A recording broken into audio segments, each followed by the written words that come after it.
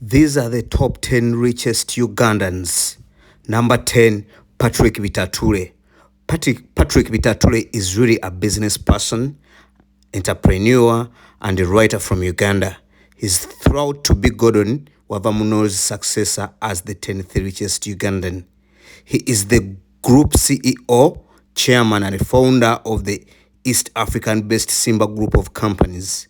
The Simba Group of Companies started out in 1998 with the telecom company as its main business.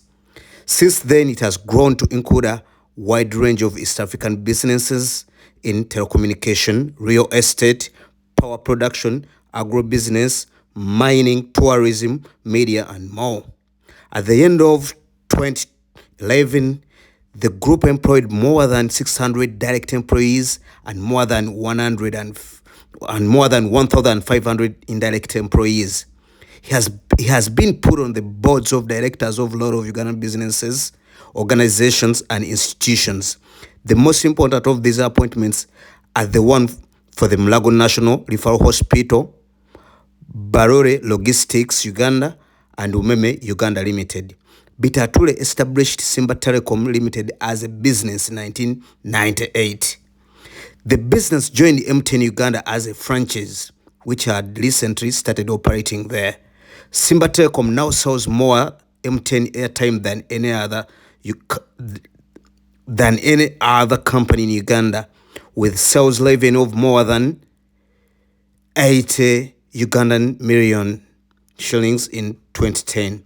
Over the years, he has started more businesses, all of which are part of the Simba Group of Companies, which has branches in Tanzania, Kenya, and Uganda. As of 2022 and 2023, he has a net worth of approximately $100 million. Simba Kampala Protea Hotel, Telecoms Limited, Electromax Limited, Simba Mining Limited, owner-operators of 70 megawatt Tolo thermal power station, Simba Dairy Farm, Protea Hotel Kampala, Marriott Skies, Tolo Solar Power Station are only a few of the businesses in the group. Number 9, here comes Gordon Wavamuno. Gordon has made investments in a number of businesses, including Wava Water Limited, Wava FM, Gem Tampico Limited, and many others, like many other business tycoons in the nation. He received the title of Knighthood of the Order of St. John in 2013. That award was given to him because of the good things he has done as a member of the St. John Association of Uganda since 1983. He is the association's chairman at the moment. Among his other acts of kindness, he gave the group 2 ambulances, helped to rebuild their offices in Kampala, and gave orphans scholarships. Hand of degree from Makerere University was also given to him. His kind lifestyle has been apparent in the nation, as he has donated a large number of items to numerous clubs and organizations there.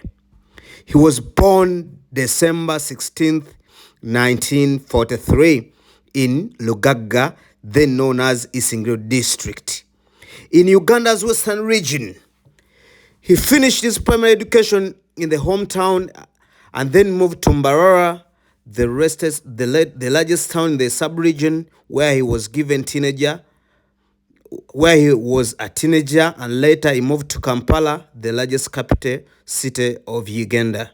Wavamuno financed the establishment of Spear Motors Limited, the only Mercedes-Benz dealers in Uganda, with the help of his riches in 1973, a year after dictator Idi Amin had forced Ugandan Asians to leave their country. Also, the dealership is the only authorized place to buy and sell Jeep, Dodge, Chrysler parts and vehicles.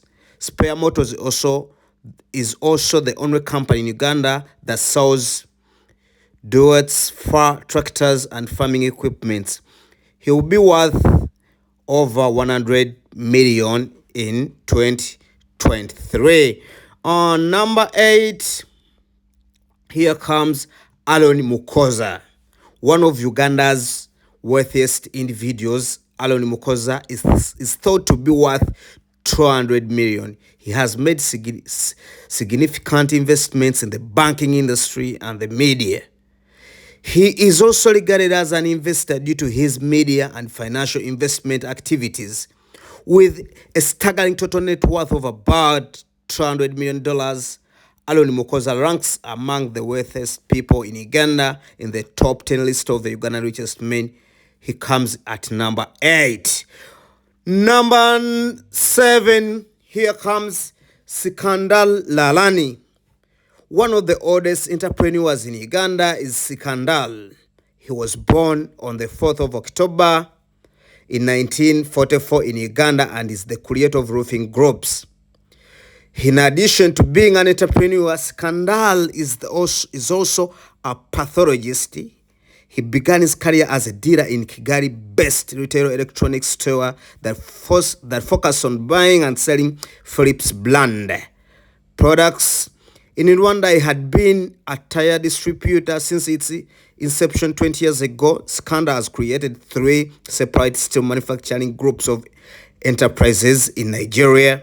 He was born on October 4th, 1944 in Kampala's Nsambya Hospital. In the 1960s, he completed his histopathology training and worked for 2 years in the University College Hospital, London, UK.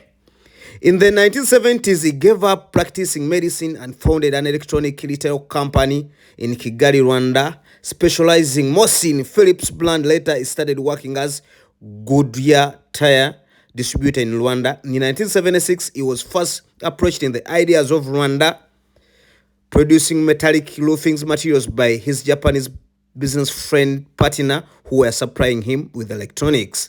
He was successful in application for a loan from World Bank for $1 million with the aid of the Rwandan Development Bank. He established a plant in Kigali to produce roofing materials in 1978.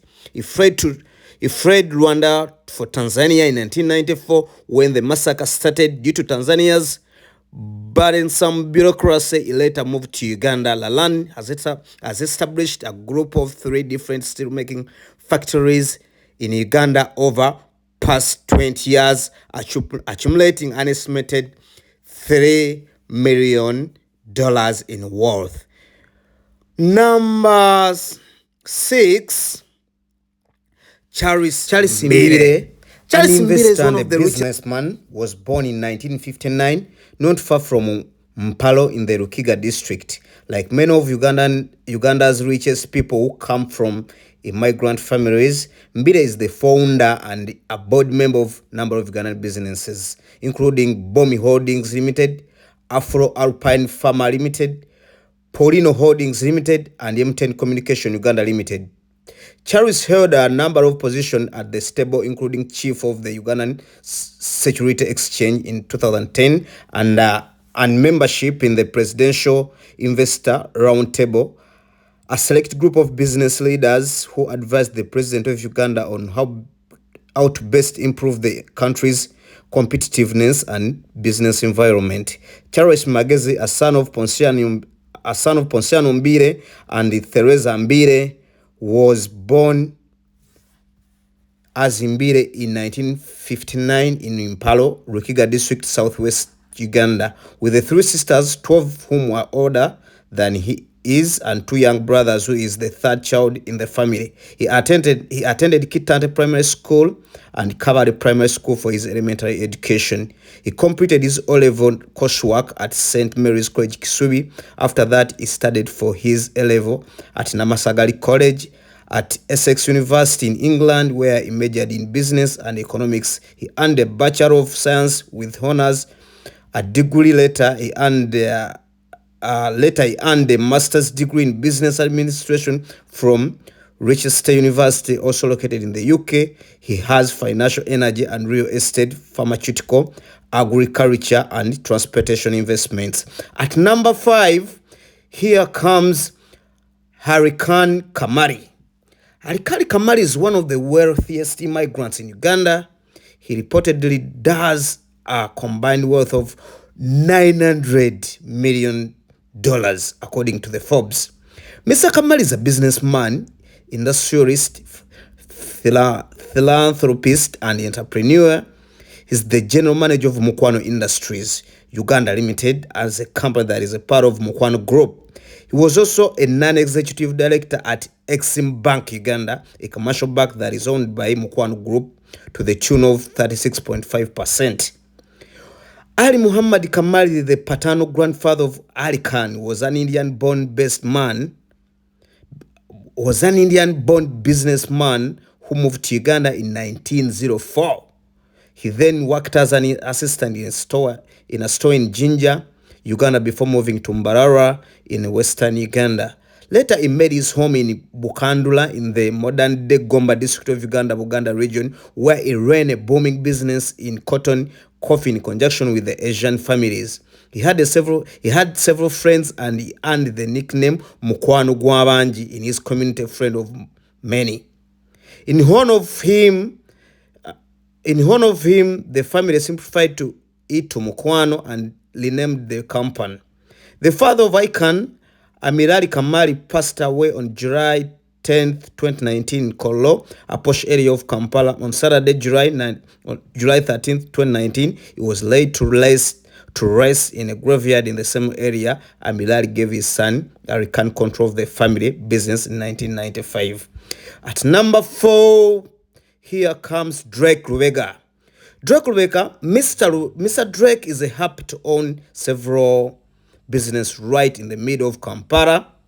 Every 6 months, while he corrects the rent he owned for creating or acquiring real estate worth 7 million Ugandan dollars, $7 million US dollars, or little less. Some of his assets are the Webaja Elite Secondary School, the Total Building, the Kikubo Building, the building at Nakivo Brew, and the Kwaisau Bus Terminal. Jesco Industry Limited is his investment vehicle, Jill. The majority owner is Drake. The corporation was established on October 7th, 2005. Kampala, the capital city of Uganda, and the area outside of it are both under the ownership and the administration of Jill. Our sources claim that Drake Lubega is one of the Ugandan largest property owner, not just in Kampala but also in the rest of the country. Business mogul Drake Lubega has built up a fortune that is now thought to be worth more than $900 million. His empire is indeed growing, and his net worth is rising. Drake Lubega is the owner of a number of buildings in Kampala alone, many of which are rented out to local employees and business owners. Number 3, Muhammad Hamid. Muhammad Hamid is one of the youngest people in Uganda to be worth millions of dollars. He is thought to be one of the richest people in the world. He has made a large investment as a business mogul and investor in Uganda in industries like manufacturing and transportation and real estate. He presently serves as the Aya Group of Companies chairman and largest shareholder, the second wealthiest African under 40, behind the Tanzanian Mohamed Dewji. Around 1976, Hamid was born in Sudan. He initially went to Uganda in 1987 to see his older brother Mohamed El Hamid, who ran the commodity trading company Pan African Impex. He said after falling in love with the nation, with an existing fleet of hundreds of industrial strength Scania and manned prime movers and sub-trader, he founded a trucking company called Fifth Transport Uganda Limited and later rebranded Pan-African Transport, which is a major transporter in the East African and Central African region. In the early 1990s, he worked alongside his older brother before founding Pan-African Commodities and business that deals in commodities. Then he bought a milling machine from Sudiru Pareria at Premier Mills. At number 2, here comes Sudiru Pareria. Some mistake Sudiru to be number 1, but he's number 2. For a very long period, Sudhir Ruparelia topped Uganda list of the wealthiest people. His Ruparelia group has over 17 businesses with interests in, among other things, real estate, media, banking, insurance, education, hospitality, agriculture, and rubber export. Sudhir suffered a setback when the Bank of Uganda took his Queen Bank away from him. Later, COVID-19 had an impact on his significant investment in hotel, schooling, and flower industries. Additionally, Sudhir has continued to support philanthropic organizations and other humanitarian issues. However, Sudhir has kept making purchases of posh lodgings, offices, and business structures in downtown Kampala. However, Sudhir has kept his 1.2 billion Forbes net worth. Sudhir Ruparelia, the founder of CEO, the largest shareholder of Ruparelia Group of Companies, is ranked the second among the top richest Ugandan millionaires. People think he's lucky because he started his business with a small amount of money, around $25,000. He also has an interest in banking, radio, insurance, real estate, education, hotels, floriculture, and resort industries in Uganda. In 2020, the president of Nepal, Biryal Devil Bandari, conferred Ruparelia with the Consul General of Republic of Nepal to Uganda. Number one richest Ugandan is John Bosco Mwonge. On the top of the list of the richest individuals in Uganda in 2023 is John Bosco Mwonge. He is a mysterious billionaire who hardly ever appears in public. All of the money is made and taken by Mwonge. Mr. Mwonge receives a lot of money from his numerous commercial buildings in Kampala Core Business Center and concentrates on the build. In contrast to billionaires like Sudhir Ruparelia, who invests a lot of money in social problems through his charity and corporate responsibility initiatives. In the past few years, Mwonge has increased his size of stakes in Kampala CBD. He now owns Namanda, the Cooper, the Cornerstone Complex, the Discount Mall, the Shamba Complex, the Shauriako Gaggawara, the Namaiba Bus Terminal, the Superior and New Arua Park complexes, a suite in Nabugabo, more than 40 building project sites in Kampala, as well as more than 400 acres of land in Kisenyi area. Mwonge's worth were around $1.8 billion. Thank you for listening. Like, share, subscribe.